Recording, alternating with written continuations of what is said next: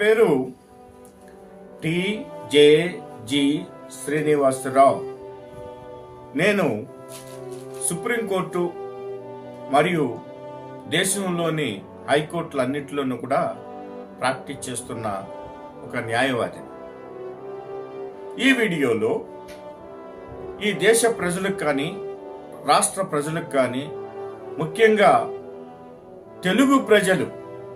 తెలుగు రాష్ట్రాల్లో ఉంటున్న వారు, అటు ఆంధ్రాలోను ఇటు తెలంగాణలోనూ ఉంటున్న తెలుగు ప్రజలు, అంతేకాకుండా తెలుగు ప్రజలు అమెరికాలోను ఎన్ఆర్ఐలుగా అనేక దేశాల్లో ఉంటున్న తెలుగు ప్రజలందరికీ నా మనవి, ఈ వీడియో ద్వారా నేను తలుచుకున్నది ఏమిటంటే, కులగజ్జ ఇది మహాప్రమాదమైనది.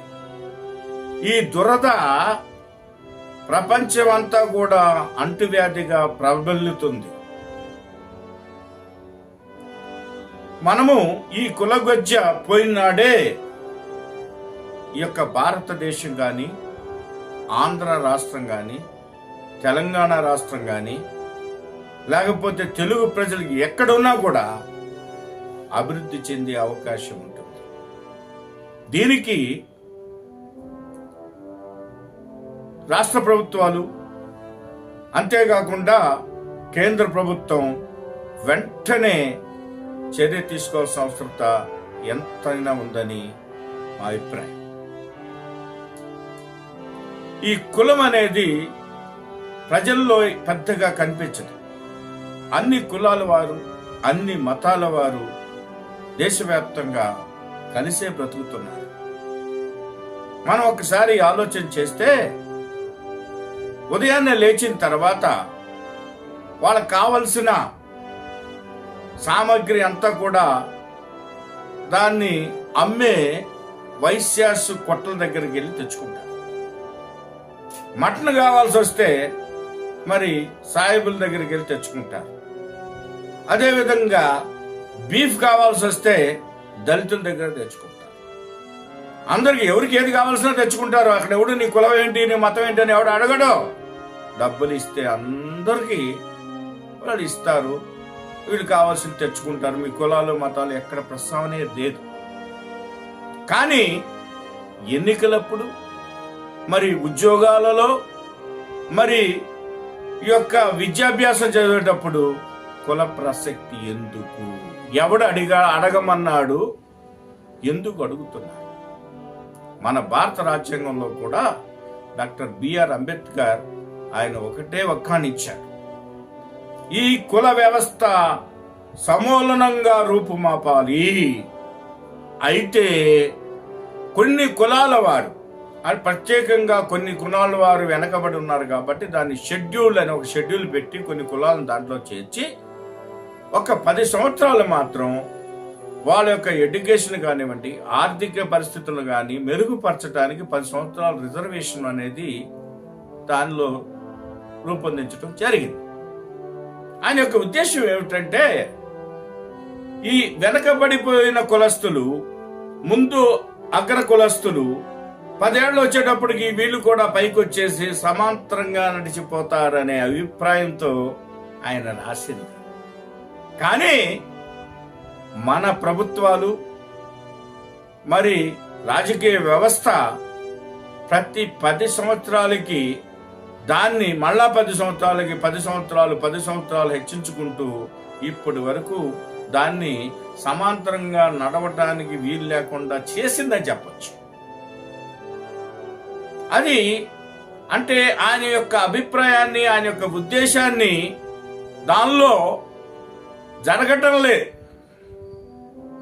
అక్కడ ఈ యొక్క షెడ్యూల్ కాస్ట్ అని ఏవైతే కులాలు దాంట్లో మెన్షన్ చేయబడ్డాయో, ఆ రోజున ఎక్కడ వేసిన గొంగడి అక్కడే ఉన్నది, ఆ పల్లెలు అక్కడే ఉన్నాయి, ఆ యొక్క గుడిసెలు గోంగూర పచ్చడి అదే తింటున్నారు ఆ పల్లె వాసులు, దళితులు. అంతేగాని వాళ్ళు సమాంతరంగా పైకొచ్చే పరిస్థితి ఎక్కడ కూడా కనిపించదు. అదేవిధంగా ఈ దళితుల్లో కూడా అనేకమైన మరి వారి యొక్క కులాన్ని అడ్డం పెట్టుకొని కొందరు మోసగాళ్లు దూరి ఆ కుల వ్యవస్థలో మేము కూడా వర్తిస్తామని చెప్పేసి అని కొందరు వాళ్ళ పిల్లల్ని పెళ్లి చేసుకుని ఆఫ్ అన్నమాట సగం ఈ యొక్క ఎస్టీ కులానికి సంబంధించిన వాళ్ళు ఆ సర్టిఫికెట్లు తెచ్చుకొని చట్టాన్ని లో ఉన్న లొసుకుల్ని ఆధారంగా ఎక్కువ మంది దాన్ని ఉపయోగించుకుంటున్నారు తప్ప నిజమైన ఎస్సీ కులాల వారు పైకి రావడానికి కూడా స్కోప్ లేదు. కాబట్టి మేమేమే ఉంటున్నామంటే మరి ఆర్థికంగా పైకి వచ్చిన వాళ్ళు కానివ్వండి, లేకపోతే మీకు ఈ యొక్క కుల వ్యవస్థను పూర్తిగా నిర్మూలించి వారి యొక్క జ్ఞానాన్ని బట్టి, వారి యొక్క చదువును బట్టి, వారి యొక్క అర్హతలను బట్టి వారికి మరి అవకాశాలు కల్పిస్తే ఈ యొక్క దేశం కానివ్వండి ఆ యొక్క పరిస్థితులన్నీ కూడా మెరుగుపడటానికి ఎన్నో అవకాశాలు ఉన్నాయి. అందుకని కుల వ్యవస్థను పూర్తిగా నిర్మూలించాల్సిన అవసరత ప్రస్తుత పరిస్థితుల్లో ఉందని ఒక్కడి నుంచి చెప్పక తప్పదు. ఎందుకనంటే అన్ని కులాల్లోనూ అన్ని మతాల్లోనూ ఇది సెక్యులర్ గవర్నమెంట్. ఒక కులానికో ఒక మతానికో సంబంధించింది భారతదేశం కాదు. అన్ని కులాలు అన్ని మతాలు కలిసి జీవించడానికి అనువైన రాజ్యాంగం ఉంది మనకి. కాబట్టి ఏ కులమైనా ఏ మతమైనా వాళ్ళు పైకి రావడానికి ప్రయత్నం చేయాలి. ఇది ప్రజల్లో లేదు. మనం ఒక మాట చెప్పాలంటే, నేను కెనడా వెళ్తే అక్కడ కెనడా వాళ్ళందరూ కూడా మీరు ఏ కులం అని ఎవ్వడు అడగడు. అక్కడ ఆమె కెనడియన్ అంటాడు. అమెరికా దగ్గరికి వెళ్తే ఆమె అమెరికన్ అంటాడు. నేను ఇజ్రాయెల్ దేశం వెళ్ళా, ఆమె ఇజ్రాయెట్ అంటాడు. కెనడా వెళ్తే కెనడా వాడు నేను అంటున్నాడు. అదే విధంగా ఆ దేశం యొక్క ఇది చెప్తాడు. కానీ ఇండియన్ వాళ్ళ వాడు ఎవరైనా ఎక్కడికన్నా వెళ్తే నువ్వు ఏంటి అని అడగటం కానీ వాడు కులం ఎత్తి మరి చెప్తాడు, నేను పలానా కులం అని. అందుకని నేను ఇండియన్ అండో. ఏమిటి ఈ వ్యవస్థలో మార్పు రావాలి. నేను I proud to say I am a Indian అని, నేను భారతీయుడును అని చెప్పగలిగిన రోజునే ఈ దేశం గాని రాష్ట్రాలు గాని అభివృద్ధిలోకి వస్తాయని మా అభిప్రాయం. కాబట్టి మేము దాని మీద ఎప్పటి నుంచో కృషి చేస్తున్నాము.